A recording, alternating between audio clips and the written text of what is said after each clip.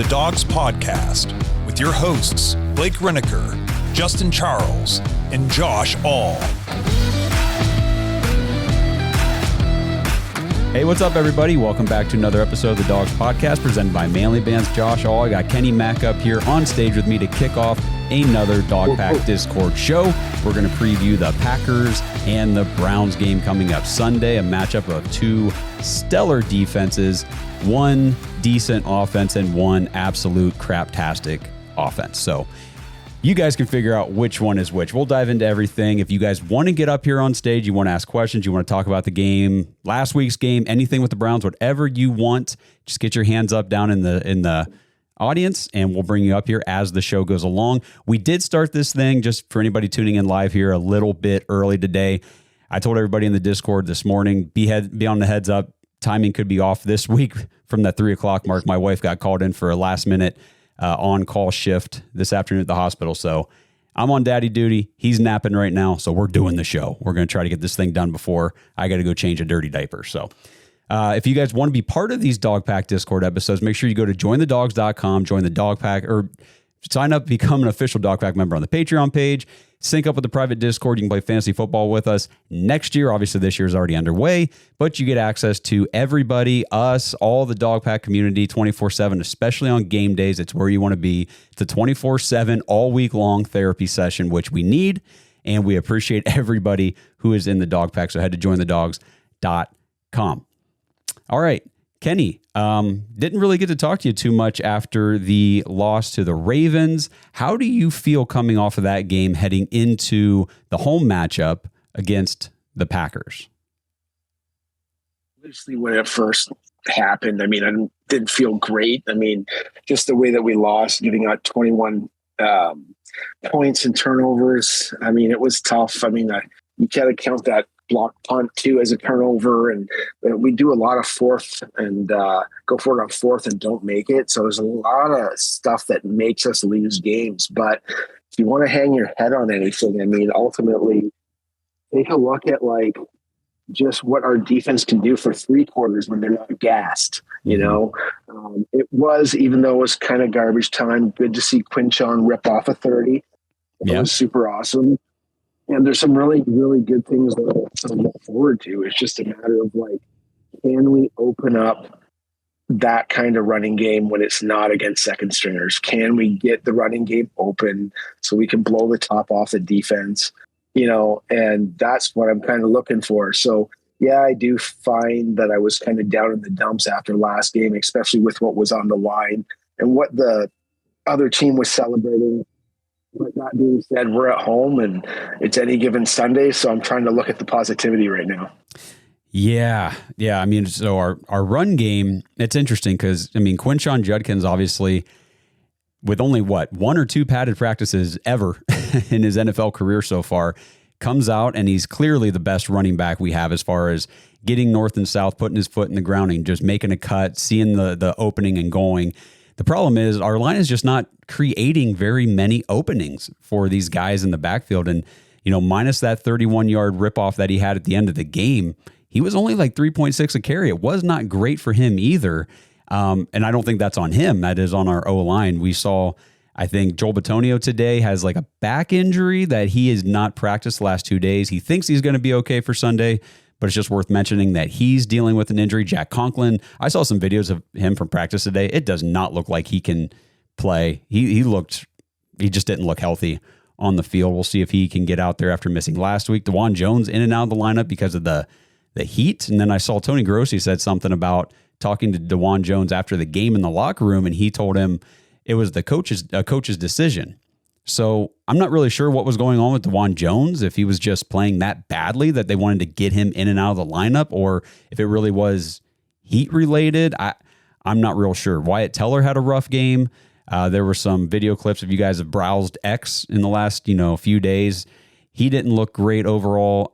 Posick, I've been seeing people say, is it time to bench him and just see what Whippler has? It's rough. It's rough in the trenches on the O-line for the Browns.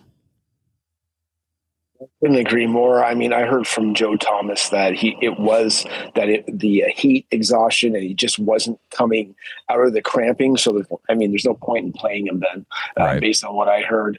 And then as far as you even have to look at Zach Sinner. The guy can't even scratch the game day lineup, and you want him in the game, and I'm like, ugh. So, I'm not feeling too comfortable right there as far as the O-line's concerned, but we got to suit up on Sunday, so we got to see what these guys have, and we want to win. We're eight in the hole as far as going into last year on a losing streak, and how much more can Browns fans take? So.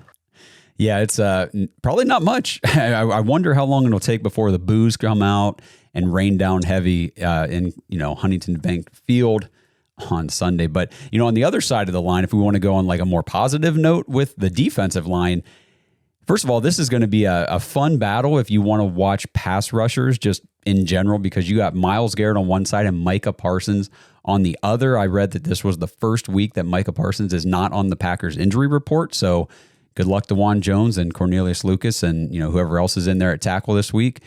But Myles Garrett leading the NFL right now with 3.5 sacks. Micah's got 1.5, and Myles is also leading the NFL with 6 tackles for loss. He's come out the gate this season, weeks 1 and 2. I don't know what more he can do. I don't know what more people want from Myles Garrett if they do want more, because he is playing like the best. You can argue if there's another position, a cornerback or something might be a better defensive player overall, but he is the best pass rusher right now. He's just solidifying that. Just one of the best players in the league right now at any position. Just the way that he's getting after it. He is on and in every single play. We did dog him for kind of, loafing on a couple plays in previous years, but that is definitely not the case. He looks like he wants to win. I don't know what his pressure rate. It must be insane right now, but he's amazing. Yeah. He definitely is. Hey, guys down in the audience, if anybody wants to come up and talk, just go ahead and get your hand up. We'll bring you up here. I guess another point to talk about too, Denzel Ward, I saw he was practicing in full after missing, being in and out of the lineup. And then he missed did he miss the entire fourth quarter, or was it more on Sunday with cramping? I think it was. And he's still dealing with the shoulder injury from camp. Know where he was at, but definitely we got burnt and exposed with Harden and Cameron Mitchell. They just did not look good. They got taken in the woodshed, like Blake says. So especially by guys that we've never even heard of before. So that was tough. So hopefully the Warden can get up and ready to go, and we definitely need him for this week. Good thing they're down their main weapon, but those guys, man, they are unreal in the red zone. I think had 9 trips so far. They're probably going to get some on us. We are playing on defense. It always kind of gives us a chance, right? Mm-hmm. Yep. So on defense, as of right now, heading into week 3, obviously it's only been 2 weeks, but the Browns defense is the number 1 defense in the league, allowing the fewest yards per game, 191.5. That's it. Under 200 yards per game is what we're allowing. And we faced, it's not like we played, Cam Ward in his first game and Bryce Young or whatever. We played Joe Burrow and Lamar Jackson, 2 MVP, candidates each year, it seems like. And, Jamar Chase, Derrick Henry, Zay Flowers. And that's it. 191.5 a game. That's pretty impressive. The Packers defense then is number 3 in the league, allowing 238 yards per game. So it's a number 1 defense versus the number 3 defense. I don't think it's going to be a super high scoring game, maybe on either side, unless, we start gifting them multiple touchdowns on the offense and just saying, hey, here's a turnover. Why don't you just take it back? Which, hey, we've seen it happen. It could happen again. The teams that we're talking about, to get back to our offense, we're really kicking our lunch pail about our offense, but we've outgained both teams combined. Yes. And so there's stuff to be, hang our hat on. It's just the turnovers. Oh man, they're so frustrating. Yeah. And we didn't really see what Flacco was doing last week, fumble for a touchdown and a really interception, a rookie style interception. So he's getting frustrated. They got to calm down. They got to hold on the ball, and maybe we have a chance with this defense that we have. I hope so. Andrew Jackson, you are up here with us, man. What's going on? Not much, guys. How are you guys doing today? Good. So, kind of piggyback a little bit off some of what you said. I mean, I guess the bright spot is our linebackers are looking pretty fantastic. Carson Schlesinger looking pretty good. Got that good news potentially from JOK. I guess, potentially next year looking like a potential return.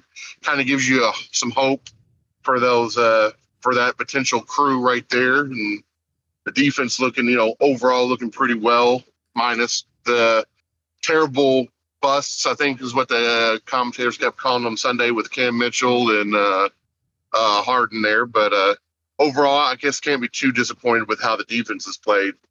But my biggest thing with this being a home game and after last week, how long do you think before the boos and the calls come down from the fans on Sunday to pull Joe and play one of the other rookie quarterbacks? I would say the first 3 and out. Yeah, I 100% agree. You just stole the words right out of my mouth, man. Mm-hmm. Real quick, I did. So do you? Oh, go ahead. Keep going. Do you think after really watching the first 2 games, kind of looking into it, I mean, do you think it's more of the offensive struggles? It's more of the offensive line not doing what they need to give either Joe Flacco time, or is it really just the receivers just aren't that great? I mean, they're mediocre at best. We know that, but you think, who do you attribute more of the offensive struggles to at this point in time?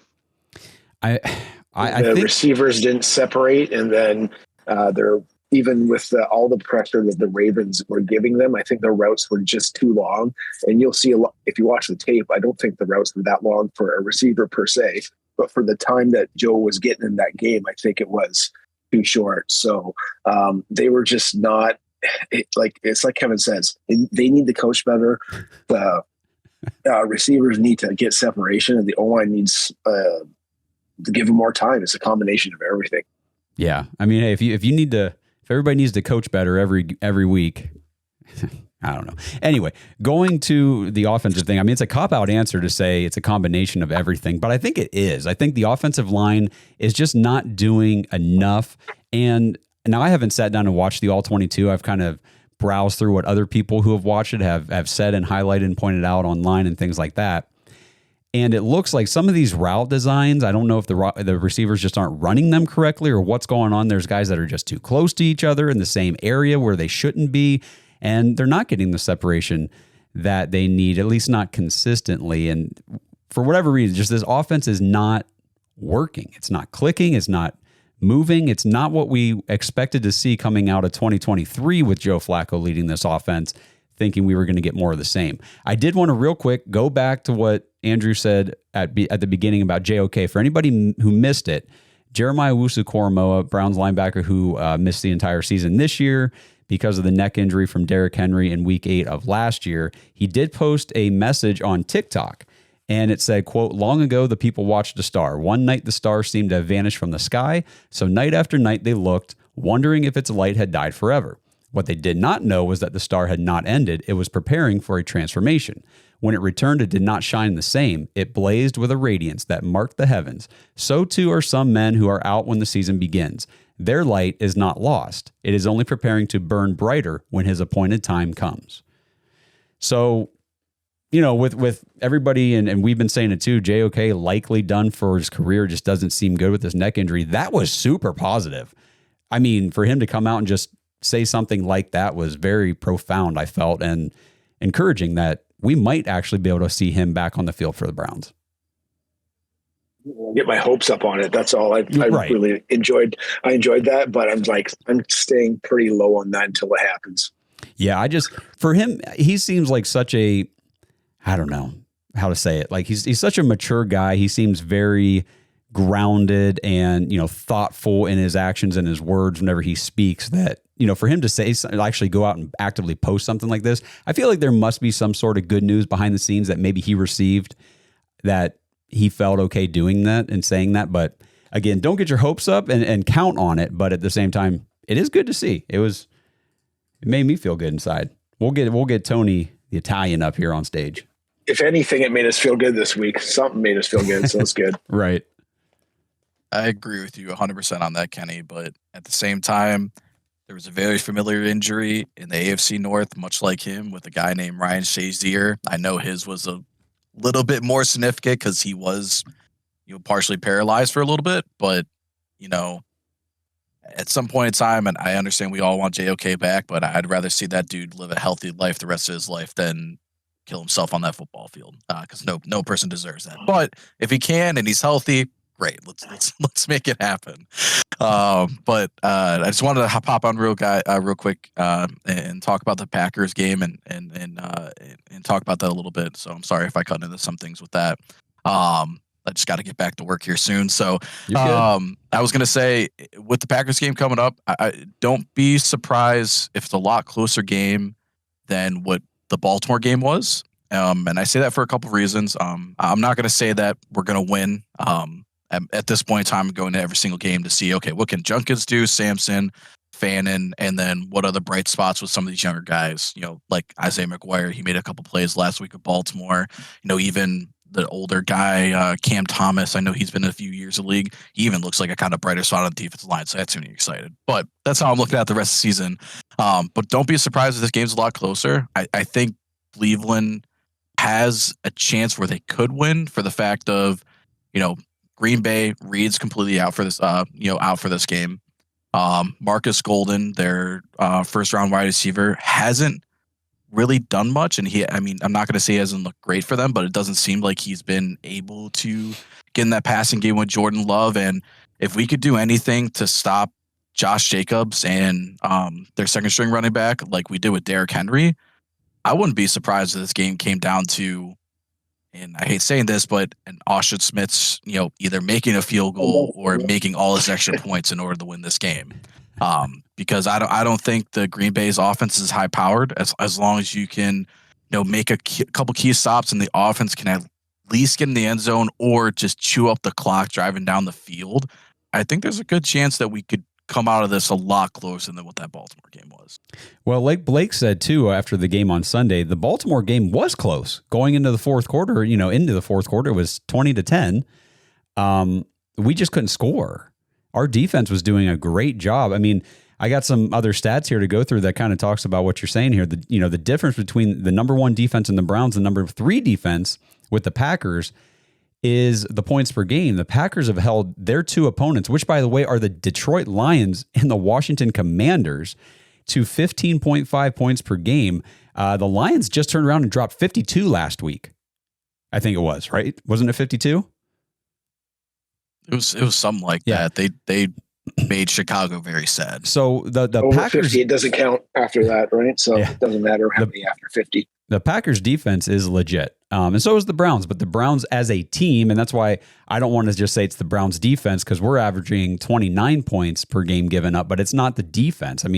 The team as a whole is doing that, because we gave up 41 to the Ravens. That inflates that 29, but the offense, special teams were largely responsible for 21 of those 41 points. Not directly, but they turned the ball over to a point where it was pretty easy for Baltimore to get a score. All of those turnovers led to 7 points. And we held the Bengals to just 17, which is great. And, I do think that if we can not turn the ball over on offense, the score could be pretty low for them as well.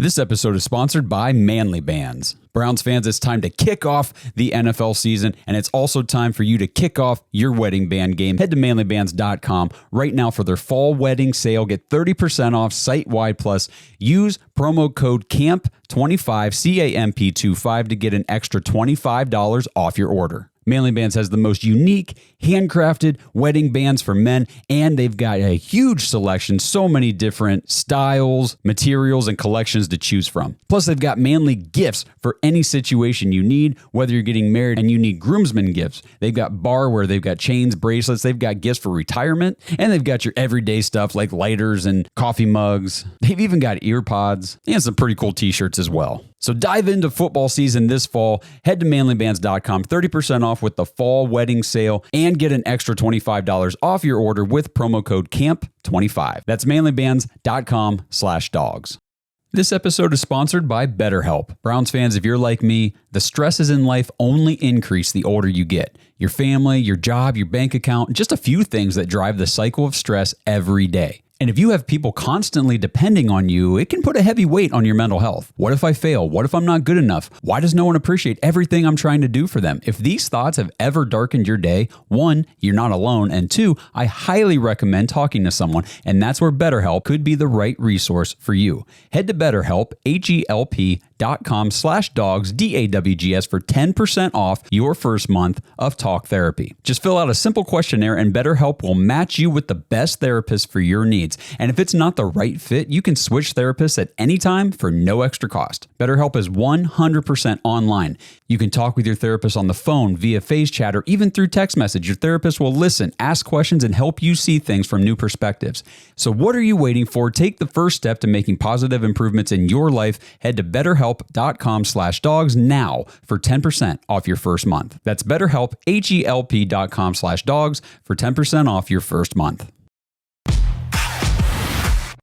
Yeah, I agree with you 100%. And I think the way they win the game, too, is much like the Cincinnati game, except we have Junkins now, is somehow you have to get Sampson and Junkins involved either in the run game or the pass game, because it seemed like when they were doing a lot of the check downs to Sampson and he was able to get 6-7 yards, it seemed like a couple plays later, it would open up some of the wide receivers down to the field because those linebackers had to worry about the running back coming in that backfield, which you didn't see against Baltimore. So if you can see that against Green Bay and they get going against Green Bay, there's a really good chance they can score. And I know a lot of people I was reading online that were really excited, like Jake Burns, from Browns Film Breakdown, guys who actually do the film study specifically. That's what they specialize in. They were pumped after week 1 because I think the Browns used motion, pre-snap motion, something like in the 70%.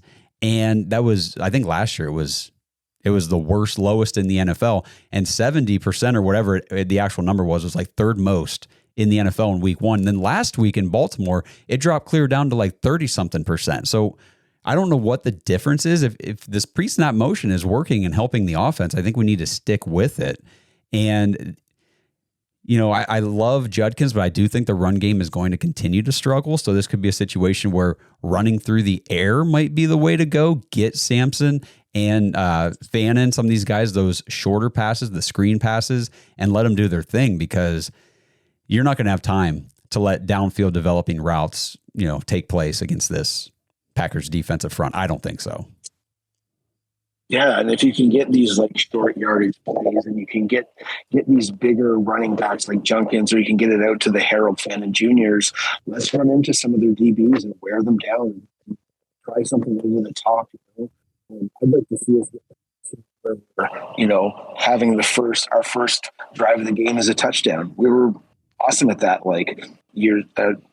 2 years ago, we'd always have the first touchdown of the game. Let's get ahead for once, Yeah, that opening scripted drive has not been what it used to be. Brad's up here. Brad, what's going on, buddy? What's I'm going to start with a little bit of sidebar Ian Swifty stuff. Okay. Unfortunately, former Browns quarterback Connor Shaw collapsed while coaching his 9-year-old son's football team. He was taken to Greenville Memorial Hospital and is in the ICU currently. Well, thanks for that. Yeah, man. Bring us down, man. Well, best wishes to that dude. It just popped up on my feed, so I thought I'd share it. So. Well, thoughts and prayers to Connor Shaw. Yep. Yeah. Where was he coaching? Was it somewhere like down south where the heat? Was it a heat thing? Yeah, I assume Greenville, North Carolina. If you said that, I'm sorry. I didn't hear that part. Yeah. Gotcha. Yeah. So, but yeah, I just saw that just popped right up on my feed. Also, Guardians and Tigers are tied 1-1. Cool. If anybody cares. Pushing for that wild card spot. Let's do it. Doubt we'll get it, but we'll see. Justin's giving me faith, so I'm trying to stay with him. Hey, the way things were going earlier in this season, just to even be in this situation, I never would have thought we'd be here. Yeah. So as you guys know, I think I mentioned it. If you didn't see it, I will be at the game on Sunday. I have already cut holes out of a paper bag, so there's that. I'm just kidding. I actually just got today in the mail. I got my Carson Schlesinger jersey, so I can wear that on Sunday. Oh, beauty, man. He's a beast. Good selection, my friend. Yeah, I was going back and forth on which rookie jersey I should get, and I was like, you know what? I haven't gone with the linebacker yet, so let's go with the linebacker. Treat yourself to more than one, man. Yeah. So as far as the game goes, I was listening to some guys on the radio today. They have on a guy that like takes like gives you like safe bets, I guess you could say, or whatever. But he's like a Las Vegas dude. I forgot his name, but he says with the Packers being down Jalen Reed, who's like their most complete wide receiver, it's going to be a little tough sledding for the Packers to score as much as they usually do. Not to say that they can't on us, because once our defense is exhausted, it's kind of like, here you go. Denzel Ward's on the sideline trying to get Ivy. Greg Newsom's just smoked and can't cover anybody, and Cam Mitchell gets burnt every other play. So, if we could keep this close, there is a chance. But Green Bay is a way better team than us. They're Super Bowl bound.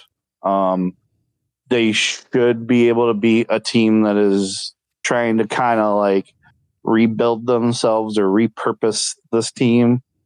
But I'm thinking, just as Tony said, it's going to be a rough tussle game, kind of like a 17-10 game or a 13-10 game, something low scoring, I think. And it might come down to a kick. And as we know, trusting our kicker in the last 10 years has been rough. So not to mention Schmidt right now. That's yeah. So I'm hoping for the best, though. Well, real quick, and I'm going to be excited to be at the game, and it's going to be fun. And I know Justin will be there, and I'm going to drink as much as I can to have fun. Yes, right, enjoy yourself, man. Real quick, I see Blake jumped up on stage, so I want to hear from him real quick. But I just wanted to say, you talked about them being down Jaden Reed. They've still got guys like Romeo Dobbs. They've got Dontavian Wicks. They've got other receivers. They've also got Tucker Kraft, who's a beast. And remember, the Ravens torched our secondary once Denzel was out of there with guys like big names, household names like Devonte Walker and Tylan Wallace, guys that nobody even knew were in the league. What? Nobody even knew. We're good at that. Yeah. We're good at making second, third string guys look like all-stars. Absolutely. Blake, what's up, man? What's up? Can you guys hear me? Yeah. Yep. Yes, sir. All right. At any moment, somebody could walk into my office and I could get fired, so I'll have to be quick. I think some people on here are being extremely optimistic in this game. I'm not trying to jump on here and rain on your parade, but I think 10 points. I think we have I don't even know if we're going to get 10 yards. I was not long 10 points. Thinking that too. And maybe it's a close game for like a quarter or maybe a half, but I have a feeling this is going to go the way of the Ravens game, where the final score is going to be lopsided. I think I would be borderline shocked if they don't score twice off of turnovers. I'd be shocked if Parsons doesn't have like a strip sack. It's just, I watched this team play against the Lions in week 1 and make the Lions, the team that was, almost in the Super Bowl last year. They made that team look like us. So what are they going to do to us? It's going to be, I I don't care that they don't have Jaden Reed. I feel like he's like a flash in the pan kind of guy for them anyways. They have plenty of weapons. Jordan Love is an athletic. Not only like can he throw, he's also mobile, which we can struggle with at times. It's just, I have almost no faith. We're not going to be able to run the ball. I have almost no faith we'll be able to run the ball. So Joe Flacco is going to have to throw 40 plus times again, which is just going to eat into the palm of the hands of their pass rush. To me, the Packers have been the best team in football by like a pretty wide margin, followed probably by like the Chargers. So, and we've been a pretty disappointing team thus far. I mean, I guess we're a couple drops and a missed field goal away from being 1-1, but I don't have high hopes for this game. So I didn't mean to jump on here and rain on anybody's parade, but it's just we're in such different places roster-wise right now. Like Brad said, they're primed to make their Super Bowl run, and we're in what we're hoping is like a soft retool. Yeah. You know, so we're in completely different places. For sure, man. I couldn't agree more. I mean, just our rushing game, our run game itself alone is worrisome. I mean, we're bottom 10 in the league. We're averaging just 82 yards a game in the run, our rushing attack. And that's against the Bengals, who do not have a good run game. And that's against the Ravens, whose run defense gave up a crap ton of yards, I think, to James Cook, wasn't it, in week 1? That's correct. It's not looking good. And, to talk about you said about 10 points, how are we getting 10 points? The only touchdown we scored last week outside of the garbage time Dylan Gabriel touchdown was a fluke. It was an interception that the guy just dropped out of his hands, and somehow Cedric Tillman caught it in the end zone. It was a touchdown. That's how we scored our one touchdown. We didn't go down the field and punch it in or anything. Like, we did not score last week. So, yeah, what are these guys going to do to us? This game has the feel. Sorry, this game has the feel to me like, I think I mentioned this on our recap episode of when we used to play the Bears when they had Justin Fields, and they get to the end of the game, and once you tallied up the sacks and everything, Justin Fields had negative 6 yards passing for the game. That, to me, like, the writing is on the wall for us to have a negative yards passing game in this game. It's gonna be fun, and we can. We don't block. We don't block really anybody. And then in the run game, and our wide receivers already lead the league in drop rate. So it's just we're just not that good on the offensive side of the ball. I mean, Jerry Jeudy would be a wide receiver 2 on probably most teams. And on some teams, he'd be a wide receiver 3. Cedric Tillman's a 3 or a 4 on every other team in the league, most likely. And who else are we even trotting out there at wide receiver right now? I mean, Thrash is running routes. Bonds is out. Yeah, it's not good. Thrash can't get on the field on our team.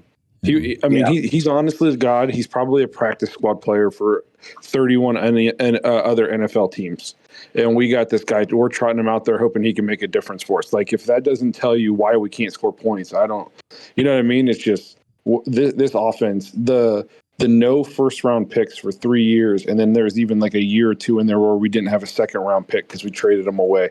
You went from like feeling pretty good about your offensive side of the ball to you got real old, real slow, real bad very fast, and you didn't have any draft picks to recoup that. You had no money to recoup it, and now we're dealing with that right now because the cupboard is bare. We said that all offseason. We have the worst offensive skill group probably in the NFL. I don't even know if it's close.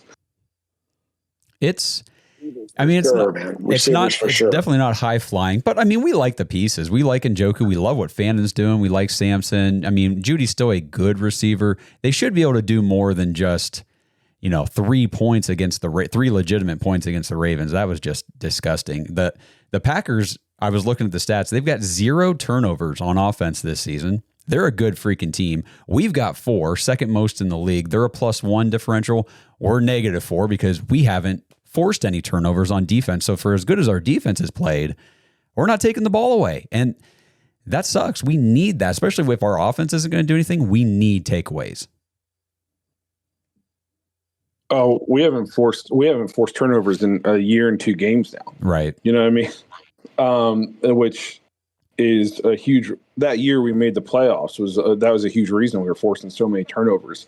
I pulled up a list of the teams in the NFL, and I'm looking at this, and just on a spot, there isn't a team. I don't think there's a team in this league that I would choose the Browns skill position guys over. I mean, the Bills, no. The Dolphins, no. The Patriots, maybe. Jets, no. Cowboys, no. Giants, no. Eagles, no. Commanders, no. Ravens, Bengals, Steelers. I mean, Steelers have DK. Bears, no. Lions, Packers, Vikings. I mean, you can go through this entire list of, if you go through all 32 teams in this league, you can maybe find one or two teams that you would even consider swapping skill position guys with. Other than that, that's how bad we are. I see Ashton the Joker here in the chat says, I don't think the Packers wide receivers are that good. If we had their wide receiver core, we'd be complaining like crazy about them. They just have a better scheme. They don't have Romeo like any. Doubs would be the number one on our team easily. Yes, but I don't know if that's so much speaking to his, complete skill set as it is our lack of talent. I see what he's saying. They don't have like their high flying, wide receiver 1, 2 locked in like some of these other teams do. But yeah, it's tough. I think it could be, like you said, maybe a close-ish game for a little bit, but I think it's gonna get out of hand pretty quick, and all the brown dude wipe jokes are gonna be coming out real fast. Yeah, I mean, for an alpha dog game, you want to have one of your best games because you're an alpha dog, and it doesn't seem like it's going to be the case. No, we got like one alpha dog on the team, I think. But yeah, no kidding. I mean, the biggest thing is like with Blake's take on that is like, if you take a look at just their stats, I mean, they hold teams under 238 total yards a game. They're keeping guys under 33%. For third down conversions, which we don't excel at. We've got 8 sacks already. They might get 8 sacks in this game. It's gonna be a rough one. Yeah, Segura on CBD constantly says you're gonna have to repeat that. You're gonna have to repeat that. You cut out. All right. Yeah, go ahead. Okay. One thing, maybe a feather in our cap, is like a lot of guys are playing cover 1 and cover 6 against us, which is basically man, or there's a shell. We can't seem to beat that because we can't get separation. We can't run. They excel actually at cover 3 and cover 2, which should provide some separation for our receivers. That may keep it close. But again, like a lot of the stuff that I'm giving you guys is like, here's reasons why we may win. Blake is being just real. You know what I mean? And that's the biggest thing. Is like, I don't discount what he's saying whatsoever. I'm just hoping there is some kind of silver lining, just so I can even get some people in my chapter so we can watch together. You know what I mean? Hey, I mean, all it takes is a missed tackle forced by Judkins for, a 75-yard touchdown run, and all of a sudden it's like, hey, the game has changed or something like that. Now, predicting those things or expecting them to happen, obviously that's why they're highlights, because you don't. But they can happen. Like Blake said, this is a team that if I had to place a bet right now on who's at least going to the Super Bowl from the NFC, I'd have to pick the Packers. This episode is sponsored by DraftKings Sportsbook. Your season, your shot. The NFL is rolling, and every touchdown can bring you closer to a payout with DraftKings Sportsbook, an official sports betting partner of the NFL. From first touchdown scores to anytime TD props or the thrill of live in-game betting, every snap is loaded with opportunity. And new customers, this one is for you. Bet just $5 and get $200 in bonus bets instantly, plus score over $200 off NFL Sunday Ticket from YouTube and YouTube TV. So download the DraftKings Sportsbook app now and use code BROWNS. That's code BROWNS to get $200 in bonus bets instantly when you place your first $5 bet, plus over $200 off NFL Sunday Ticket from YouTube and YouTube TV. In partnership with DraftKings, the crown is yours. Gambling problem? Call 1-800-GAMBLER. In New York, call 877-8-HOPE-NY or text HOPE-NY 467-369. In Connecticut, help is available for problem gambling. Call 888-789-7777 or visit ccpg.org. Please play responsibly. On behalf of Boot Hill Casino and Resort in Kansas, fees may apply in Illinois. 21 and over. Age and eligibility varies by jurisdiction. Void in Ontario. Bonus bets expire 7 days after issuance. See sportsbook.draftkings.com/promos. NFL Sunday ticket offer for new subscribers only and auto renews until canceled. Digital games and commercial use excluded. Restrictions apply. Additional NFL Sunday ticket terms at youtube.com/go/NFL Sunday ticket/terms. Limited time offer. Blake, do you have anything else? I mean, you can stay up here. I just wanted to see if anybody else wanted to jump up on stage here too. No, go ahead. I mean, anybody else can come up and talk. I'll just kind of pitch in whenever I can. All right. Well, we got Jim. What did you guys think about having Bond return punts because Carter was concussed? I thought that was a big sway in the game because I like the way Carter handled the game against the Bengals, but with our special teams, Bond just didn't look like he was ready last week. And I hope Carter's ready to go, but he's in concussion protocol, right? Yes. And Justin texted us actually in the middle of the game, and he said, "Is it just me or does Bond look terrible returning punts?" He looked awful. Is it just me, or can the Browns, for some reason, not figure we just can't get a guy who can return punts and kicks? Nope. You know what we do though, but they get injured or whatever. DPJ and he was awful. We got Carter, then he gets. How can we not? How can we not find a guy who can just catch a punt and run it back? What do we do? Oh, hold on. You're breaking up real bad. Can you hear us still? And he's in a bunker. That got real metallic-y there real quick. Hey, Jim Jam, you're up here. What you got, man? Oh, can you guys hear me? Yes. Yes, sir. All right, cool. So just a couple things. Wasn't sure if it was brought up. I just got off work 10 minutes ago and was able to join on my way home from work and got to clock in for dad duty. Yep. But the JOK post on TikTok has me very optimistic, not this year, but next year for a return for what would be a very awesome tag team duo of him and Carson Schlesinger. That is just a super bright future I'm looking forward to personally. Yeah, we did actually talk about that. The other thing was, sorry. You're good. Go ahead. The other thing was, again, I don't know if it's been brought up yet or not, but I know the run defense has looked pretty solid for us so far this year, but I just have a really bad feeling that Josh Jacobs is going to run all over us this game for 100 plus and a couple touchdowns. So, Chase Brown, the first drive for the Bengals, he was finding running room. And then I think the rest of the game, maybe a little bit here and there, but for the most part, they clamped him down. Derrick Henry, we talked about on the preview show last week. The Browns just historically have done a pretty good job of shutting him down, and they did it again. Josh Jacobs is a very good running back, and we'll see how it goes. I think that there's always the potential that he could break some big runs and do some things, or they could just hand him the ball 25 times and let him chip away at us until we're dead. So we're gassed. Yeah. But I don't know. I think our run defense has shown pretty well. What do you, Blake, Kenny, what do you guys think about that? I think we got Schlesinger, man. He's the answer. I kind of feel like I have Jacobs in fantasy, and I'm like, do I bench him this week? And it's one of those things where I feel like maybe we'll slow them down early, but as they wear us down and it starts to become they force a couple turnovers and it becomes a 2 and 3 score game late, then maybe he'll get chunks at the beginning. I do think we can keep him in check early. We just have always done well against Derrick Henry, even when he was in Tennessee. I feel like we did well against him. We just have always done well against him for some reason. But Derrick Henry is a little bit different. He's a big back too, but he's a little bit more elusive and stuff like that. I don't know. I think we can keep him in check early.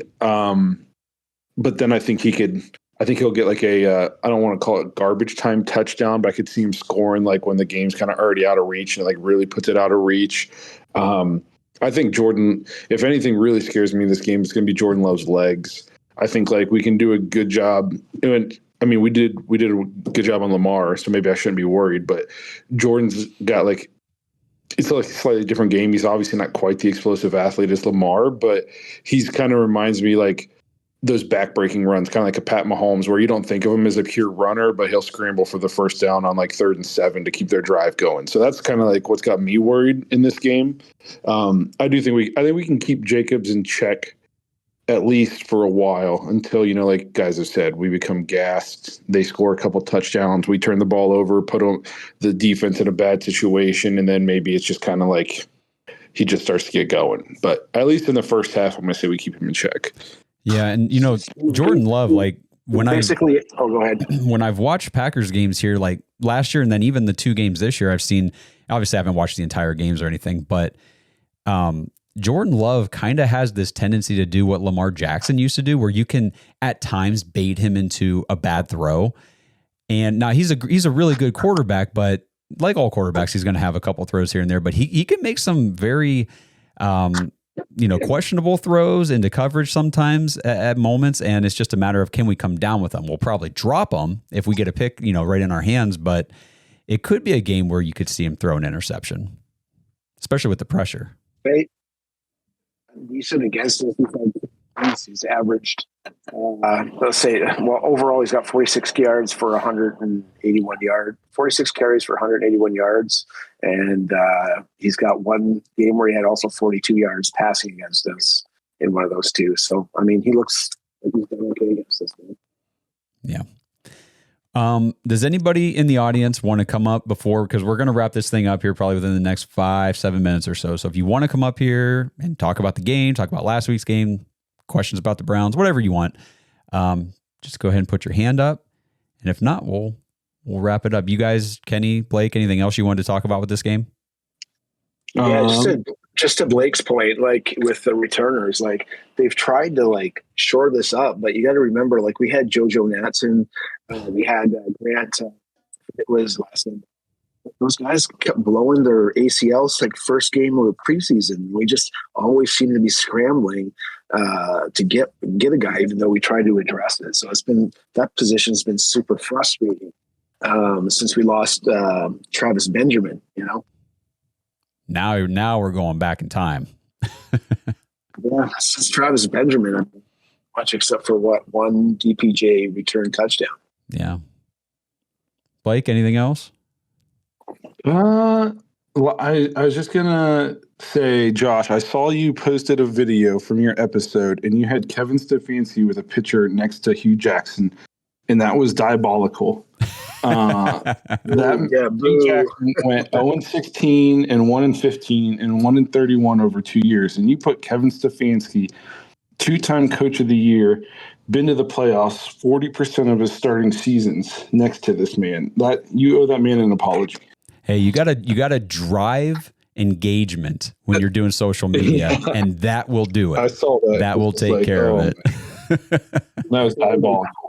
To be fair, though, that's how people feel since he was 0-8 his last one. I did see a stat, though. I mean, to be fair, I'm not obviously saying that he is Hugh Jackson, because Hugh Jackson was a POS trash coach. 1-31, and I think I saw a stat. I think Tony Rizzo posted it. 6-28. 6-28 over the last, whatever that is, 34 games for Kevin. That's rough. I think you could make the argument that it all really started to go downhill when we traded for a certain quarterback, and that quarterback forgot how to play football. Well, I don't pretty think, much set the franchise back years. Yeah, I don't think that's an argument. I just think that's a fact. That is a fact. But I just wonder. I was like, oh man, poor Kevin. Didn't compare to Steve Jackson on the Dawgs podcast. This is crazy. Yeah, I know. He's probably going to turn down my next request for him to be an appearance on here. But that's all I got. I guess I should go back to work. All right. Well, I appreciate everybody tuning in, jumping up here on stage, hanging out with us for an hour here, talking about the upcoming game. You guys being diehard Browns fans keeps it interesting for us, obviously, because, after last year was just tough talking about the same thing week after week, how bad this team is. But at least we have some things to look forward to in the future. We've got young guys that are showing serious promise, and that's encouraging. And this defense is legit. So we'll see what happens on Sunday when the Packers come to Cleveland at 1 o'clock. Again, if you guys want to be part of these Dog Pack Discord episodes, or you just want to be in the Discord with these guys, with the Dog Pack, with everybody talking about the Browns 24/7, it's jointhedogs.com. Become an official Dog Pack member. Just get in there. It's $5 a month. We say it all the time. Basically, it's like you're donating a cup of coffee to the show once a month.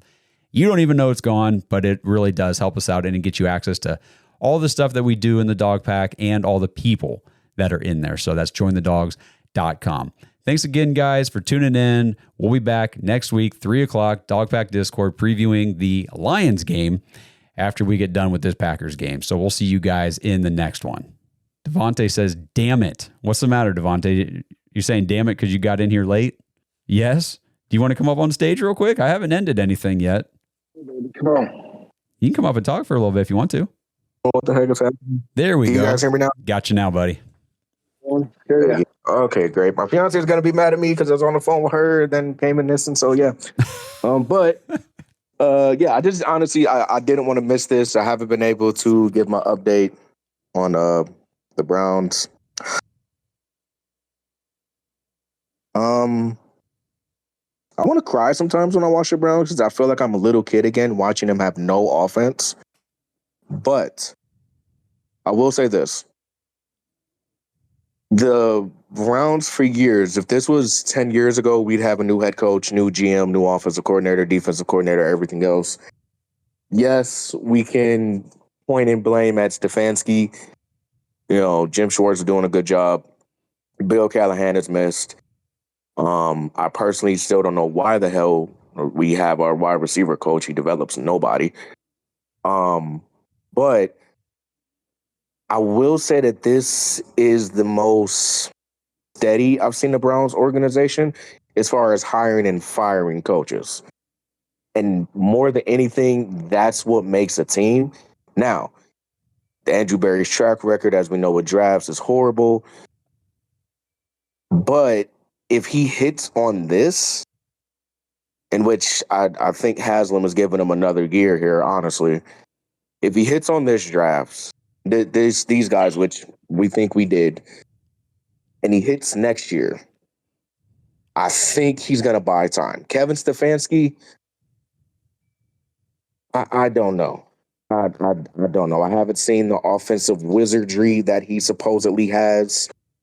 But I think overall, they wanted to give stability. And yes, we could point to Deshaun Watson injury, Nick Chubb injury, Odell situation, Baker injury. Yes, it has never worked out in his favor. But one thing that you do as a head coach is you adjust, adapt, and overcome. There's no reason why Zach Taylor sucks, depending on who you talk to as a Bengals fan, sucks as a head coach. But Browning could come in and just lead him down the field like nothing happens. We don't see that with Kevin. This year, I personally would rather see Dylan Gabriel or Shador out there. Next year, go get an offensive lineman in the draft. Go get a wide receiver who could take the top off the coverage. If you're going to use Bonds the right way. In speeds and the rounds, let him showcase his speed. And just play freaking football. Stop trying to be the smartest guy in the room. Yeah, I get the whole Deshaun Watson held us back, trading 3 first-round picks, all that stuff.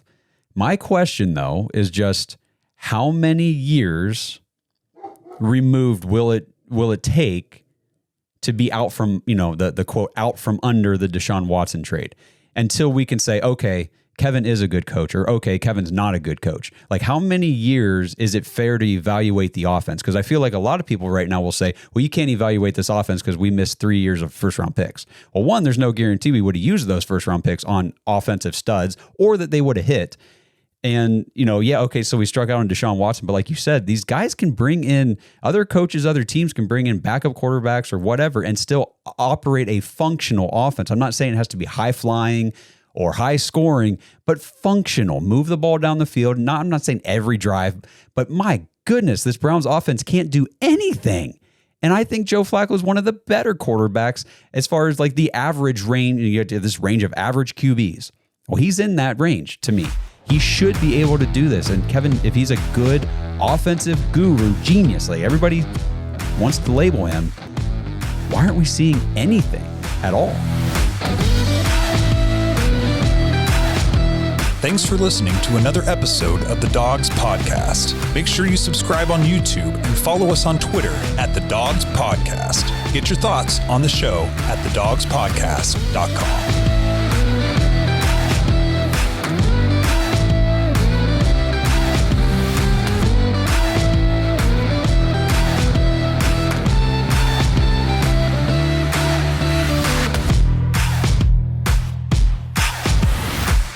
This episode is sponsored by ButcherBox for Pets. Browns fans, we love our fellow dogs, our Dog Pack members, and the Dog Pound faithful, but let's not kid ourselves. The most important dogs in our lives are, well, our dogs. Your furry friends aren't just pets, they're part of the family. But the question is, what are you actually feeding them?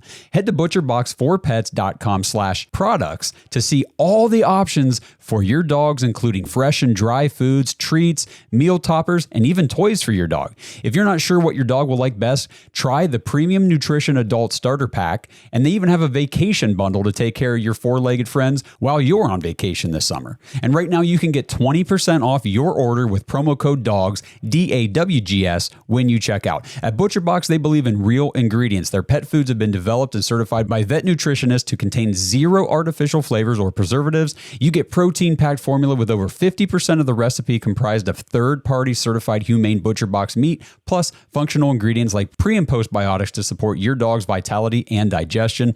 I know that sounds like a lot, but the bottom line is your dogs are getting the nutrition and the value they need, and honestly, that they deserve. I know our home wouldn't be the same without Odie, our 100-pound golden retriever who thinks he's a 10-pound lap dog. He is not, but it gives us peace of mind knowing that we're giving him quality food instead of just that factory processed garbage from the store. And speaking of the store, no need to go. ButcherBox for Pets delivers their high-quality food right to your door. So head to butcherboxforpets.com/products and use promo code DAWGS, DAWGS, for 20% off your order. It's time for us dogs to give our dogs the nutrition they deserve.